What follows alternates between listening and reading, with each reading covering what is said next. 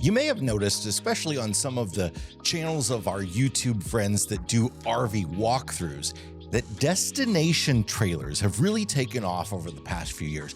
If you don't know what a destination trailer is, we're going to get into all the specifics of that in this video. But essentially, it's a really big travel trailer, prompting lots of people to ask, especially those with big families. Well, why can't I tow one of those big guys all around the country? It's about the same size as a lot of fifth wheels out there. In this video, we're going to get into what makes a destination trailer, the towing considerations, and how they're different from park models and fifth wheel trailers.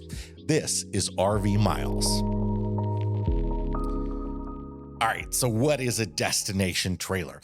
Well, it's generally a travel trailer that is very large, often approaching the road legal maximums in a lot of states. They can be up to 45 feet long and 13'6" tall, over 12,000 pounds dry, about the same as some of the very largest fifth wheel trailers out there, except they're usually built on a conventional travel trailer style chassis. With some exceptions, there are some fifth wheel style destination trailers out there, but the idea here is to build a trailer that's meant for using long-term at a destination.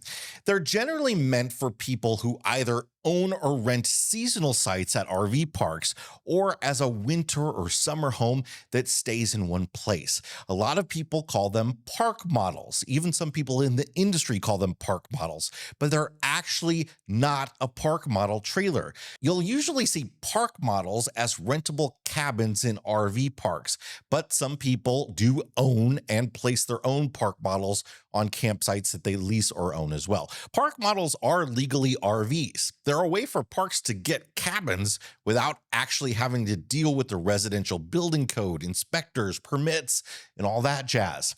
It's way more affordable to put a park model on an RV site instead of building an actual cabin on a foundation.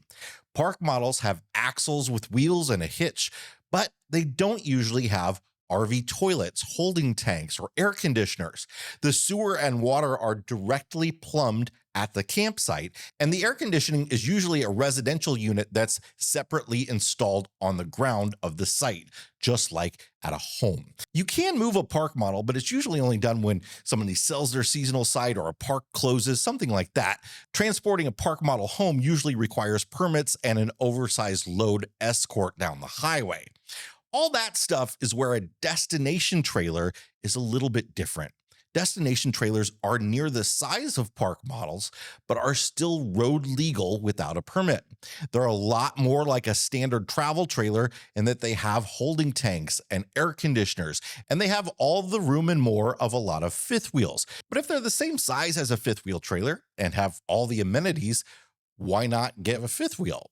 Well, it's usually the price. Destination trailers are usually a lot more affordable than your average fifth wheel trailer, and that's where some of the destination trailer cons come in. We'll get to that in a moment, but first, this episode is sponsored by RVmattress.com by Brooklyn Bedding, where you can get real mattresses for your RV instead of the junk one that comes with it. Destination trailers included. A lot of destination trailers also have those odd sized mattresses, the short kings and short queens, or the camper king that's not quite as wide as a normal king, different odd sized bunks, all that. You can find mattresses in those sizes at RVmattress.com by Brooklyn Bedding. Their mattresses come from their factory in Arizona, vacuum sealed in a package that you can deliver to any campground. You can get them right at your site for your destination trailer and unfold them inside, let them expand inside instead of trying to cram one through the door. Their mattresses come with a 120-night sleep trial, a 10-year warranty,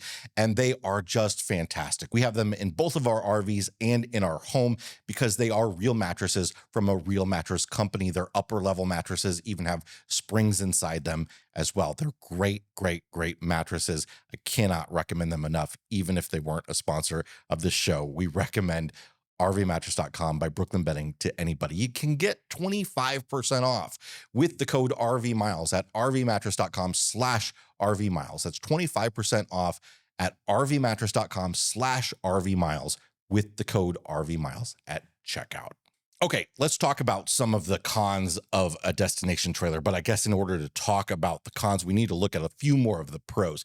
In a destination trailer, you do have all that size of some of the biggest fifth wheels, and even better than some. You get lots of interior storage, jumbo sofas. You know, if you want a big L-shaped or U-shaped sofa, sometimes they've got really big sofas that can seat a lot of people in destination trailers. They often have dual lofts with beds, so you get lots of sleeping room that doesn't eat the main level space up. You get staircases to the lofts often instead of just a bunk ladder. They usually have very tall ceilings, 8 foot plus, residential appliances, often including dishwashers and the ability to put stackable washer and dryers in. They used to often come with larger water heaters. Now, usually they're just on-demand water heaters.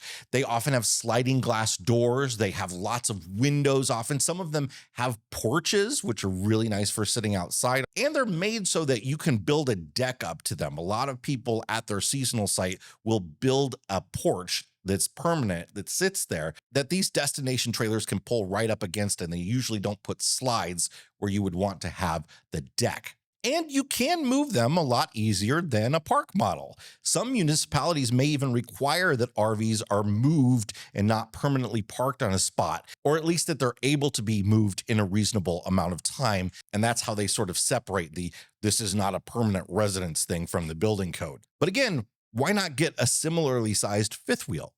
Well, the construction of a destination trailer is significantly more efficient, let's say, keeping the price much lower. They don't usually have things like auto leveling, even a power tongue jack in the front. They might not even have crank down stabilizers because most people put out blocks under the frame to stabilize them when they get set up at the campsite. They don't have backup cameras. They don't have ladders. They don't have upgraded suspension and running gear. So because they don't have all of that stuff, the price gets cut dramatically. They're also usually constructed out of wood in the walls, even if they're fiberglass skinned, which is a cheaper but heavier build method. A lot of those things can make setting one up at new destinations on a regular basis a pain in the butt. Plus, destination trailers usually have almost no outside storage, opting to put most of it on the inside instead. You're going to have a small shed on the site, or that you're going to put stuff in the back of your truck, or you're going to have permanent patio furniture at your site, and you're not going to haul that stuff around with you. On top of all of that, though, they don't tow anywhere near as well as either a conventional travel trailer or a fifth wheel. They're over 2 feet taller than a standard travel trailer. And even though they're as long as a lot of fifth wheels, you don't have that overhang over the truck bed. So you're even longer overall from the front of your truck to the back of the trailer in some configurations. And they don't have any of the admittedly limited aerodynamics of a fifth wheel or travel trailer. You're hauling a big old brick behind you. They tow significantly worse than a standard travel trailer of that height and length. You'll feel every semi go by, even with a big tow vehicle. And that weight means you need a really big tow vehicle. Most are heavy enough that the tongue weight alone requires a dually. They also don't usually consider road mode when designing them, so there's usually little that you can access inside them with all the slides closed on a travel day. The cargo capacity can sometimes be very low, again, assuming you'll have most of what you need at the destination site. They often have drop frames that bring them very low to the ground in the front or the back or both, meaning clearance can be a challenge on some roads and terrain, and they're a real pain to back in when they're that big. Now, all of that's complicated a bit by the fact that the RV industry has been putting out shorter destination trailers lately. There are some blurred lines here. Some people do travel long distances with destination trailers. Some people bring them from their home to their local park on the weekends.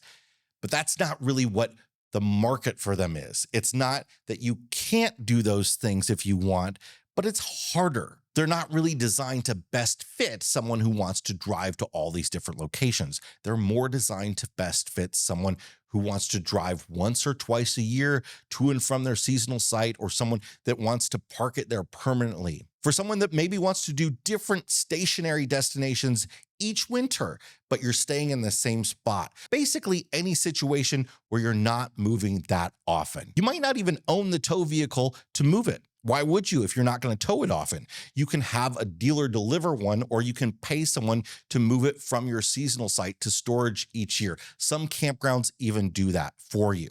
Essentially, park models and destination trailers fit similar needs, but are ways to have the biggest possible cabin that doesn't have to be built like a home and can be moved occasionally if need be. I hope that helps. I'd love to talk to any destination trailer owners in the comments if you have one, or if you've considered getting one, or if you've stayed in a park model and rented one. I'd love to know what your thoughts are below. Hit the like button if you got something out of this video. Subscribe if you want more like it, and we'll see you on the next one. Bye, everybody.